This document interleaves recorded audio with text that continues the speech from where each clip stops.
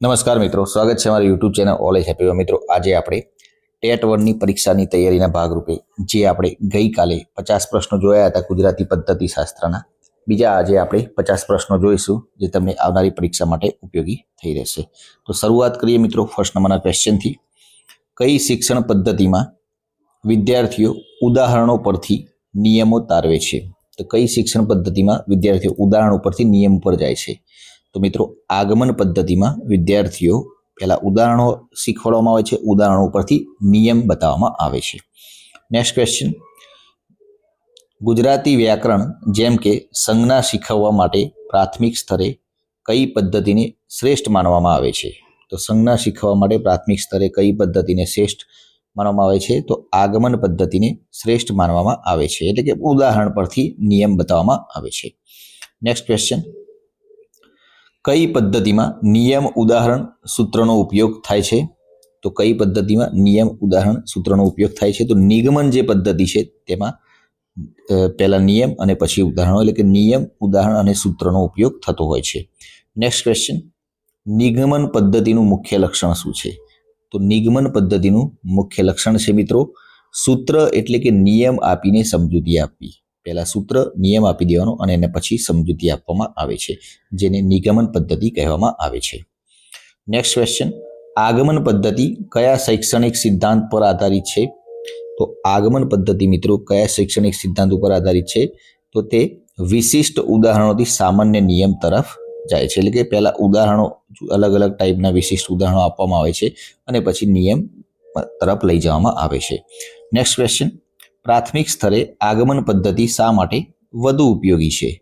તો પ્રાથમિક સ્તરે મિત્રો તે બાળકની તાર્કિક શક્તિ અને શોધખોળની વૃત્તિ વિકસાવે છે, એટલે કે સી ઓપ્શન સાચો જવાબ રહેશે. નેક્સ્ટ ક્વેશ્ચન, નિગમન પદ્ધતિ કયા પ્રકારના વિદ્યાર્થીઓ માટે વધુ યોગ્ય ગણાય છે? તો નિગમન જે પદ્ધતિ છે મિત્રો એ ઉચ્ચ પ્રાથમિક અથવા માધ્યમિક સ્તરના વિદ્યાર્થીઓ માટે નિગમન પદ્ધતિ વધારે ઉપયોગ લાયક ગણાય છે. નેક્સ્ટ ક્વેશ્ચન, જો શિક્ષક કહે કે આજે આપણે વર્તમાન કાળના નિયમો ભણીશું અને પછી તેના ઉદાહરણો જોઈશું, તો આ કઈ પદ્ધતિ દર્શાવે છે મિત્રો?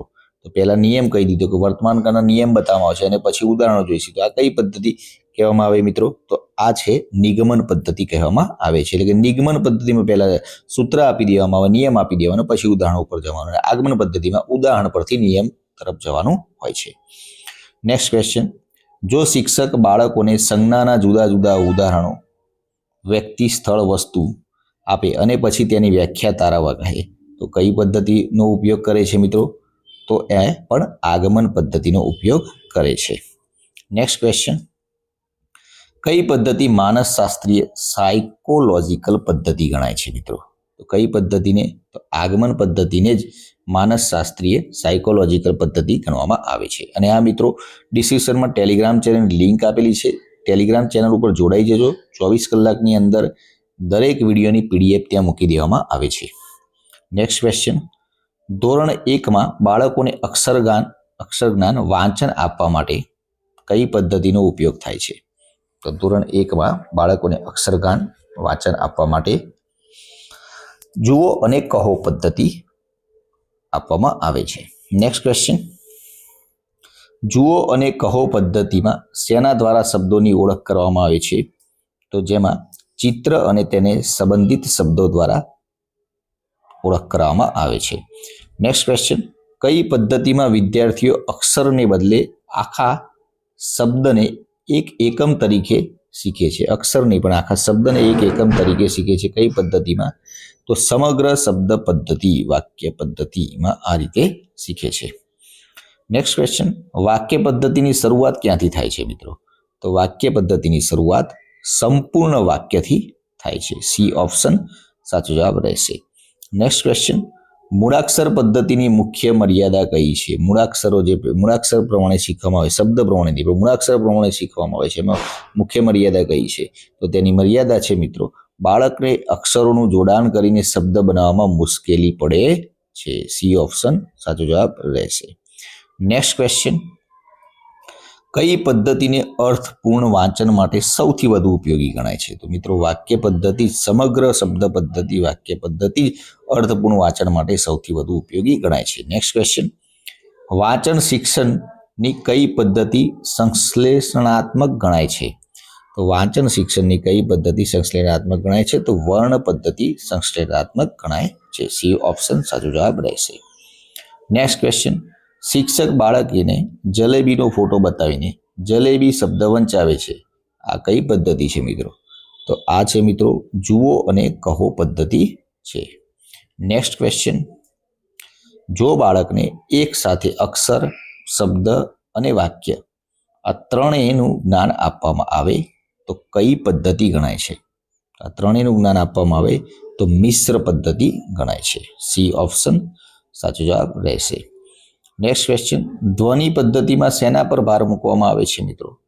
તો ધ્વનિ પદ્ધતિમાં મૂળાક્ષરોના ઉચ્ચારણ એટલે કે ધ્વનિ પર ભાર મૂકવામાં આવે છે. બી ઓપ્શન સાચો જવાબ રહેશે. નેક્સ્ટ ક્વેશ્ચન, રમત દ્વારા શિક્ષણનો મુખ્ય ઉદ્દેશ્ય શું છે? રમત દ્વારા શિક્ષણનો મુખ્ય ઉદ્દેશ્ય આનંદ સાથે સહજ અને સ્વયંસ્ફૂર્ત શિક્ષણ આપવું તે તેનો મુખ્ય ઉદ્દેશ છે. નેક્સ્ટ ક્વેશ્ચન, રમત દ્વારા શિક્ષણના પ્રણેતા કોણ ગણાય છે? તો રમત દ્વારા શિક્ષણના પ્રણેતા કોને ગણવામાં આવે છે? તો હેનરી કોલ્ડવેલ કુકને ગણવામાં આવે છે. નેક્સ્ટ ક્વેશ્ચન, વાર્તા કથન પદ્ધતિથી બાળકોમાં કયા કૌશલ્યોનો વિકાસ થાય છે? તો વાર્તા કથન પદ્ધતિથી બાળકોમાં શ્રવણ કૌશલ્ય અને કલ્પના શક્તિનો વિકાસ પામે છે. નેક્સ્ટ ક્વેશ્ચન, વાર્તા કથન કરતી વખતે શિક્ષકનો અવાજ કેવો હોવો જોઈએ મિત્રો? તો શિક્ષકનો અવાજ કેવો હોવો જોઈએ? તો પાત્ર અને પ્રસંગો અનુસાર ઉતાર ચઢાવ આરો અવરો યુક્ત હોવો જોઈએ શિક્ષકનો અવાજ. ગુજરાતી ભાષામાં સર્જનાત્મકતા ક્રિએટિવિટી વિકસાવવા માટે કઈ પદ્ધતિનો ઉપયોગ થાય છે? તો ગુજરાતી ભાષામાં સર્જનાત્મકતા ક્રિએટિવિટી વિકસાવવા માટે અધૂરી વાર્તા પૂરી કરવાની પદ્ધતિ કહેવામાં આવે છે. એટલે કે અધૂરી વાર્તા કહેવામાં આવે અને પછી બાળકોને કહેવામાં આવે આગળની વાર્તા તમે હવે પોતાની કલ્પનાથી કહો. નેક્સ્ટ ક્વેશ્ચન, રમત દ્વારા શિક્ષણ માટે નીચેનામાંથી કયું ઉદાહરણ યોગ્ય છે? તો રમત દ્વારા શિક્ષણ માટે ભાષાની રમતો, ગીતો અને અભિનય એ યોગ્ય ઉદાહરણ છે. નેક્સ્ટ ક્વેશ્ચન, કઈ પદ્ધતિમાં બાળક પોતે જ્ઞાનનું સર્જન કરે છે? તો રમત દ્વારા શિક્ષણ પ્રવૃત્તિ દ્વારા વાળી પદ્ધતિ એમાં બાળક પોતે જ્ઞાનનું સર્જન કરે છે. C option. નેક્સ્ટ ક્વેશ્ચન, વાર્તા કથન કયા કૌશલ્યના મૂલ્યાંકન માટે ઉપયોગી છે મિત્રો? તો વાર્તા કથન કયા કૌશલ્યના વિકાસ માટે? તો સાંભળીને સમજવાની ક્ષમતા, શ્રવણ ક્ષમતા વિકસાવવા માટે વાર્તા કથન એકદમ મૂલ્યાંકન માટે શ્રેષ્ઠ ઉપયોગ છે. જો શિક્ષક બાળકોને પક્ષીઓના અવાજની નકલ કરવા માટેની પ્રવૃત્તિ કરાવે તો તે કયા કૌશલ્ય વિકાસ માટે રમત દ્વારા શિક્ષણનો ઉપયોગ કરે છે મિત્રો? તો કથન, ઉચ્ચારણ અને અનુકરણ આનો વિકાસ માટે આ પ્રવૃત્તિ કરાવી શકાય છે.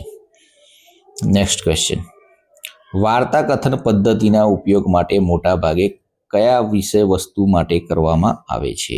કઈ વિષય વસ્તુ માટે કરવામાં આવે છે વાર્તા કથન મોટા ભાગે પદ્ધતિ? તો ગદ્ય અને પદ્યના જે પાઠો પ્રેરક વાર્તાઓ કહેવામાં આવે છે. નેક્સ્ટ ક્વેશ્ચન, પ્રત્યક્ષ પદ્ધતિમાં ભાષા શિક્ષણ કેવી રીતે કરવામાં આવે છે? તો પ્રત્યક્ષ પદ્ધતિમાં ભાષા શિક્ષણ મિત્રો અનુવાદ વિના સીધી લક્ષ્ય ભાષા ગુજરાતીમાં કરવામાં આવે છે. નેક્સ્ટ ક્વેશ્ચન, પ્રશ્નોત્તરી પદ્ધતિનો મુખ્ય હેતુ શું છે? તો પ્રશ્નોત્તરી પદ્ધતિનો મુખ્ય હેતુ બાળકોને સક્રિય રાખવા અને પૂર્વ જ્ઞાન તપાસવા માટે પ્રશ્નોત્તરી પદ્ધતિ કરવામાં આવે છે. ક્લાસમાં બાળકોને એંગેજ રાખવા માટે, સક્રિય રાખવા માટે અને તેમનું પૂર્વ જ્ઞાન તપાસવા માટે પ્રશ્નોત્તરી પદ્ધતિનો ઉપયોગ કરવામાં આવે છે. નેક્સ્ટ ક્વેશ્ચન, કઈ પદ્ધતિમાં શિક્ષક અને પાઠ્યપુસ્તકને ગૌણ ગણવામાં આવે છે અને બાળકને કેન્દ્ર રખાય છે? તો આ કઈ પદ્ધતિમાં? તો બાળ કેન્દ્રી પદ્ધતિ, પ્રવૃત્તિવાળી જે પદ્ધતિ છે જેમાં બાળકો કેન્દ્રમાં હોય છે તેમાં આ રીતનું હોય છે. નેક્સ્ટ ક્વેશ્ચન, પદ્ય એટલે કે કવિતા શિક્ષણ માટે કઈ પદ્ધતિ સૌથી વધુ અસરકારક છે? તો ભાઈ કવિતાના શિક્ષણ માટે સૌથી અસરકારક પદ્ધતિ ગાન અને અભિનયવાળી જે પદ્ધતિ છે એ સૌથી અસરકારક પદ્ધતિ છે. નેક્સ્ટ ક્વેશ્ચન, નીચેનામાંથી કઈ પદ્ધતિમાં વિદ્યાર્થીઓ નકલ દ્વારા શીખે છે? કઈ પદ્ધતિમાં વિદ્યાર્થીઓ નકલ દ્વારા શીખે છે? તો મિત્રો અનુકરણ જે પદ્ધતિ છે અનુકરણ કરવામાં આવે છે, જેમાં વિદ્યાર્થીઓ નકલ દ્વારા શીખે છે. નેક્સ્ટ ક્વેશ્ચન, પ્રોજેક્ટ પદ્ધતિ કયા સિદ્ધાંત પર આધારિત છે? તો મિત્રો પ્રોજેક્ટ પદ્ધતિ કરીને શીખવું, કંઈક જાતે પ્રવૃત્તિ કરે અને એમાંથી શીખે તેને પ્રોજેક્ટ પદ્ધતિ આ સિદ્ધાંત ઉપર આધાર રાખે છે. ઉપચારાત્મક શિક્ષણ પદ્ધતિનું કાર્ય ક્યારે શરૂ થાય છે? તો ઉપચારાત્મક શિક્ષણ પદ્ધતિનું કાર્ય વિદ્યાર્થીની નબળાઈનું નિદાન થયા પછી થાય છે. એટલે કે વિદ્યાર્થીમાં કઈ નબળાઈ છે જાણ્યા પછી ઉપચારાત્મક કરવામાં આવે છે, તે એ રીતે થાય છે. ગદ્ય એટલે કે પાઠ શિક્ષણ માટે કઈ પદ્ધતિ વધુ ઉપયોગી છે? તો પાઠ શીખવવા માટે, ગદ્ય પાઠ શીખવા માટે કઈ શિક્ષણ પદ્ધતિ? તો પ્રશ્નોત્તરી અને ચર્ચા પદ્ધતિ પાઠ શિક્ષણ માટે સૌથી વધુ ઉપયોગી છે. નેક્સ્ટ ક્વેશ્ચન, મૌખિક શિક્ષણ પદ્ધતિનો મુખ્ય આધાર શું છે?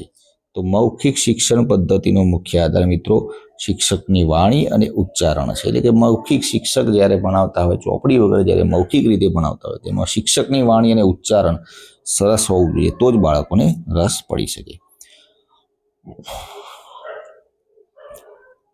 કઈ પદ્ધતિમાં શિક્ષણનો આધાર બાળ ગીતો અને બાળ રમત છે? કઈ પદ્ધતિમાં મિત્રો? તો કિન્ડર ગાર્ડન જે પદ્ધતિ છે તેમાં બાળ ગીતો અને બાળ રમત સૌથી મહત્વની છે. વ્યાકરણ શીખવવાની કઈ પદ્ધતિ બાળકમાં ગોખણ પટ્ટીને પ્રોત્સાહન આપે છે?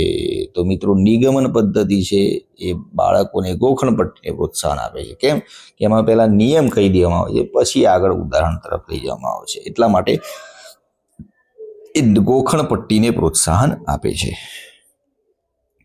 નેક્સ્ટ ક્વેશ્ચન, વાક્ય પદ્ધતિ કયા સિદ્ધાંત પર આધારિત છે? તો મિત્રો વાક્ય પદ્ધતિ પૂર્ણથી અંશ તરફ આ સિદ્ધાંત ઉપર આધારિત છે.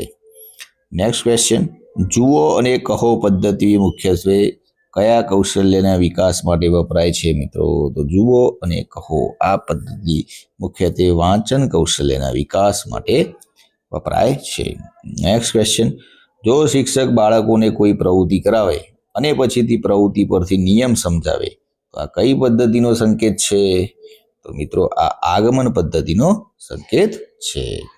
નેક્સ્ટ ક્વેશ્ચન, ભાષા શિક્ષણમાં ડ્રીલ પદ્ધતિનો ઉપયોગ કયા હેતુસર થાય છે? તો ભાષા શિક્ષણમાં જ્યારે કોઈ ડ્રીલ કરવામાં આવે તો એ કયા હેતુસર થાય છે? તો પુનરાવર્તન દ્વારા ભાષાના ઘટકો પર પ્રભુત્વ મેળવવા માટે ડ્રીલ પદ્ધતિનો ઉપયોગ કરવામાં આવે છે. નેક્સ્ટ ક્વેશ્ચન, પ્રવૃત્તિ દ્વારા શિક્ષણનું મહત્વ શું છે? મિત્રો તો પ્રવૃત્તિ દ્વારા શિક્ષણનું મહત્વ બાળક સક્રિય રહે છે અને જ્ઞાન કાયમી બને છે.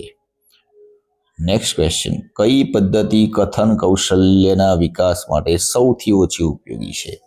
તો કથન કૌશલ્યના વિકાસ માટે સૌથી ઓછી ઉપયોગી મિત્રો કઈ પદ્ધતિ છે? તો જેનો સાચો જવાબ રહેશે શ્રુત લેખન. ભાષા શિક્ષણમાં સહસંબંધ પદ્ધતિનો અર્થ શું છે? તો ભાષા શિક્ષણમાં સહસંબંધ પદ્ધતિનો અર્થ ગુજરાતી ભાષાનું અન્ય વિષયો જેમ કે ગણિત, પર્યાવરણ સાથેનું જોડાણ. એન્ડ ગદ્ય શિક્ષણ માટે કઈ પદ્ધતિ વિદ્યાર્થીઓને વિચારવા અને તર્ક કરવા પ્રેરે છે? તો પ્રશ્નોત્તરી કે ચર્ચા પદ્ધતિ છે જે વિદ્યાર્થીઓને વિચારવા કે તર્ક કરવા પ્રેરે છે. એન્ડ લાસ્ટ ક્વેશ્ચન, મોન્ટેસરી પદ્ધતિ મુખ્યત્વે કયા કૌશલ્યના વિકાસ પર ભાર મૂકે છે? તો મિત્રો આ પ્રશ્નનો જવાબ તમારે કોમેન્ટ બોક્સમાં આપવાનો છે. આજના વિડીયોના મહત્વના 50 પ્રશ્નો. મિત્રો વિડીયો પસંદ આવે તો લાઈક કરજો અને હા મિત્રો ટેલિગ્રામ ચેનલ ડિસ્ક્રિપ્શનમાં ટેલિગ્રામની લિંક આપેલી છે. ટેલિગ્રામ ચેનલ ઉપર જરૂરથી જોડાવજો. 24 કલાકની અંદર તમને દરેક વિડીયોની પીડીએફ પણ ત્યાંથી મળી જશે. વિડીયો પસંદ આવે તો લાઈક કરજો, પોતાના મિત્રો શેર કરજો, ચેનલને સબસ્ક્રાઇબ કરવાનું ના ભૂલતા, જેથી કરીને આવનાર દરેક વિડીયોની નોટિફિકેશન આપને સૌપ્રથમ મળી રહે અને આપણી તૈયારીમાં વધારો થઈ શકે. કાલે ફરીથી નવા વિડીયો સાથે મળીશું. જય હિન્દ, જય ભારત.